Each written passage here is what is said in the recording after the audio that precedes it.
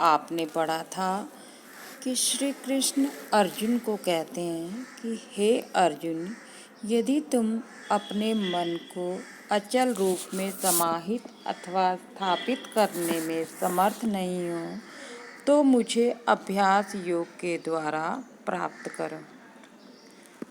आगे श्री कृष्ण कहते हैं, श्रेयो ही ज्ञानम ज्ञानात् ध्यानम विशिष्यते, ध्यानात् कर्मफल त्यागात् शांतिम अनंतरम। ये जो आपको दिख रहा है शांति, ये संधि नियम के कारण हुआ है। इसका संधि छेद है शांति जमा अनंतरम।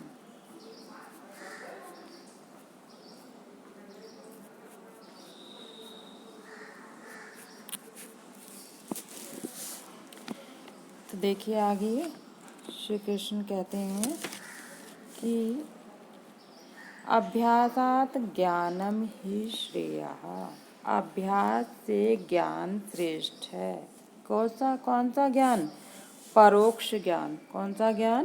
परोक्ष ज्ञान। परोक्ष ज्ञान हम उसे कहते हैं जब हम शास्त्रों को सुनते हैं, पढ़ते हैं, उससे जो हमें ईश्वर का अनुमान होता है वो परोक्ष ज्ञान कहलाता है।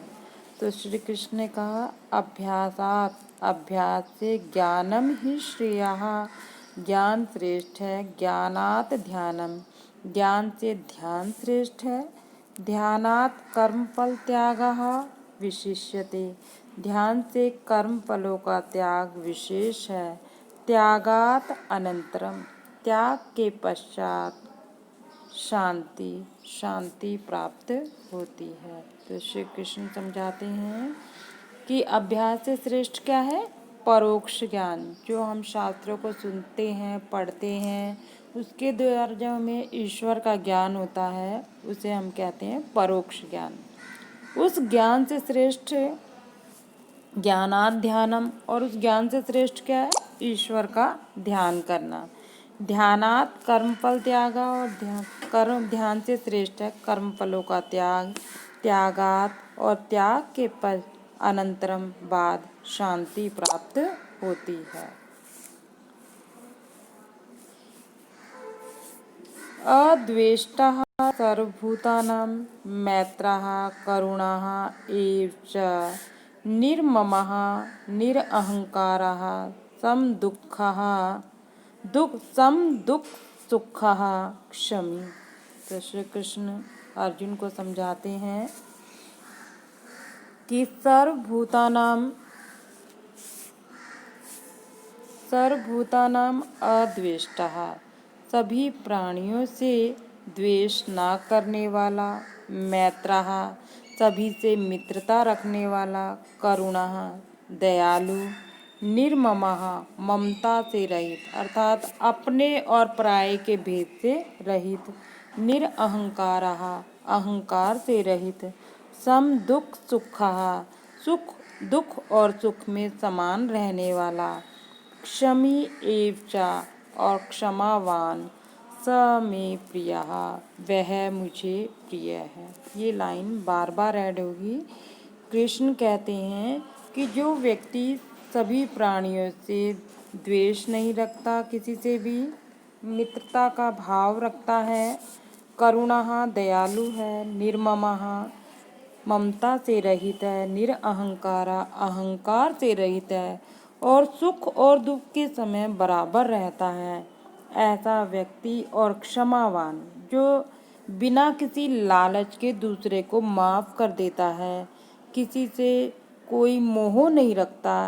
स मे प्रियः, वह मुझे प्रिय है।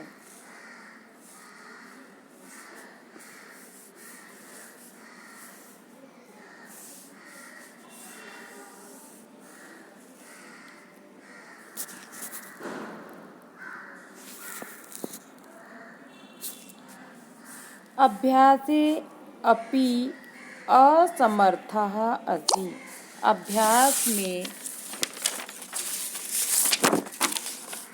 अभ्यासे अपि असमर्थः असि मत कर्म परः भव मदर्थम अपि कर्माणि कुर्वन् सिद्धिम अवाप्स्यसि।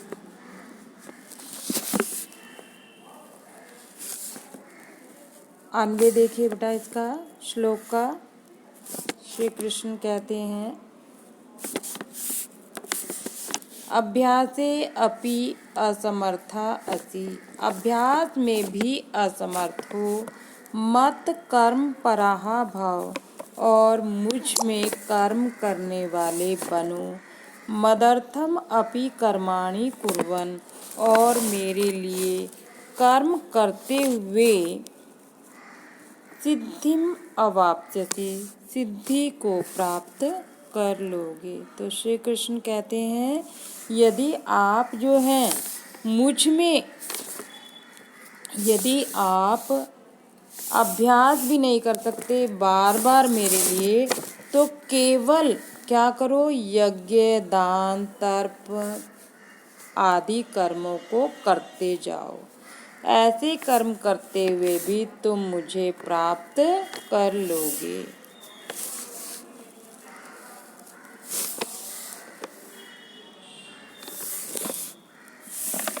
समः शत्रु च मित्रे च तयः तथा मान अवमानयो शीत उष्ण सुख दुखेषु समः सह संग विवर्जितः। इसका अन्वय देखिए बेटा, यहाँ क्लियर नहीं है पिक्चर क्योंकि बेटा ऐसी ही आ रही थी इसमें, तो आप देखिए।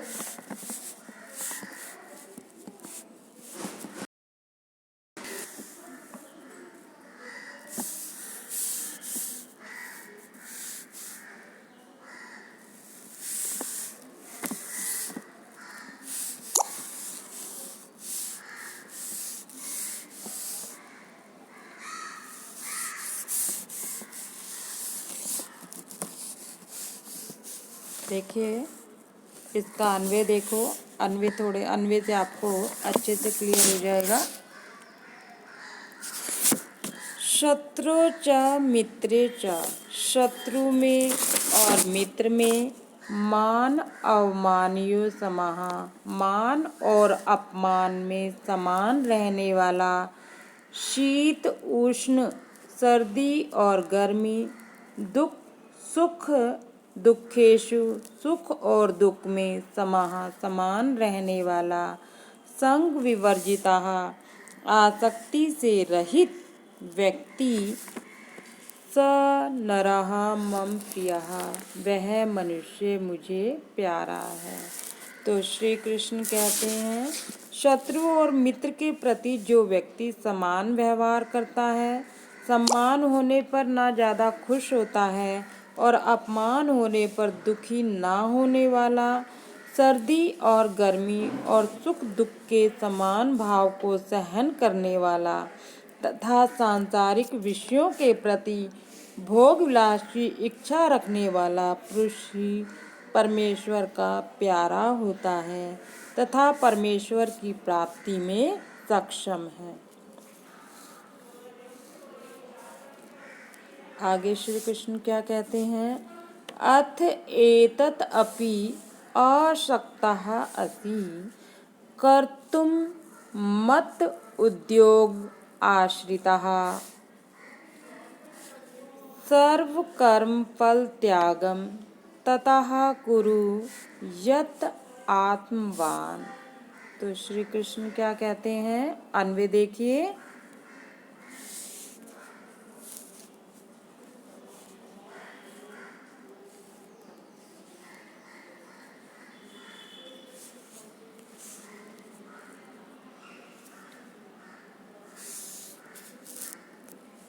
श्री कृष्ण कहते हैं अथ एतत्,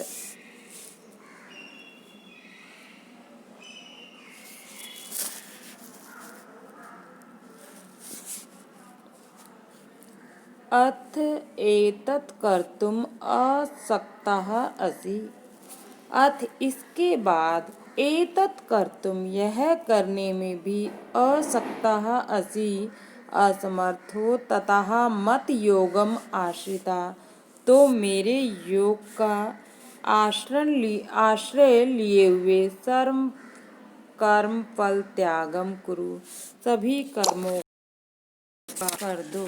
तो श्री कृष्ण जो है समझाते हैं कि यदि जो है आप जो है अभ्यास करने में भी असमर्थ हो तो फिर क्या करो? अभ्यास करने में भी असमर्थ होने पर क्या करना चाहिए? असमर्थ होता हुआ पुरुष भगवत प्राप्ति हेतु सब कर्मों के फल की इच्छा का परित्याग करके परमेश्वर को पा सकता है। अर्थात वो कोई भी कर्म करता है, कोई भी अच्छा काम करे तो उसके लिए फल मिलेगा, ऐसी इच्छा नहीं करनी चाहिए।